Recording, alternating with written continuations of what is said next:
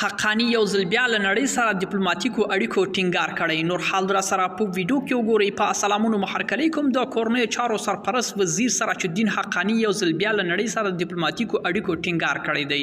حقانی د خوست د صبرو ولسوالۍ کې د دنیو علماو له مخورو سره په غونډه کې په خبرو کې ویلي لکه څنګه چې افغانان ټول نړۍ سره په میړانه مبارزه کوي کولای شي چې له اقتصاد ستونزو سره هم په ګډه مبارزه وکړي، خو ټینګار کوي چې افغانستان نوی نړۍ او نړۍ د افغانستان ته اړتیا لري.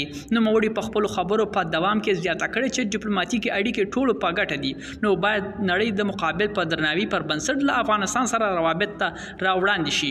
حقانی دا څرګندونې په داسې مهال کوي چې واک ته رسیدو کال پوره کیږي، خو تر اوسه پورې هیڅ کوم هیواد په رسمیت نه دی پیژندلی.